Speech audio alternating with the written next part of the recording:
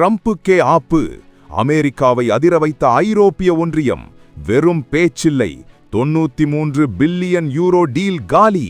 இது உலக போர் ரேஞ்சுக்கு போயிட்டு இருக்கு. ட்ரம்ப் எப்பவும் போல கிரீன்லாண்ட அமெரிக்காவுக்கு கொடுங்கன்னு டென்மார்க்க மிரட்ட ஆரம்பிச்சிருக்காரு. ஏன்னா அங்க சீனா ஆதிக்கம் அதிகமாயிடுச்சாம். ஆனா இந்த முறை ஐரோப்பிய ஒன்றியம் சும்மா இல்ல. எங்க மேல வரி விதிப்பீங்களா, அப்போ உங்க கூட எந்த பிசினஸ் டீலும் கிடையாதுன்னு முகத்துல அடிச்ச மாதிரி சொல்லிட்டாங்க.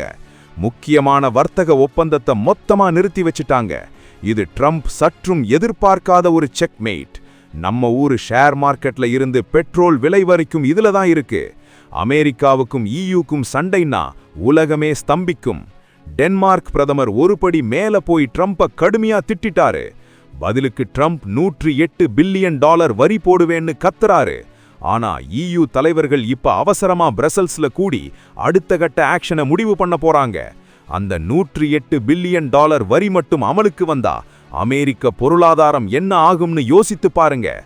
பெரிய நாடுகளுக்கு இடையேயான இந்த ஈகோ சண்டை சாதாரண மக்களோட பாக்கெட்டைத்தான் ஓட்ட போடும். ட்ரம்ப் கேட்கிற மாதிரி கிரீன்லாந்து அமெரிக்காவுக்கு கொடுத்துடணுமா, இல்ல ஈயூ பண்றதுதான் சரியா? உங்க கருத்தை உடனே கமெண்ட்ல சொல்லுங்க. அப்படியே நம்ம தமிழ் ட்ரெண்ட் சென்ட்ரலுக்கு ஒரு லைக் போட்டுடுங்க.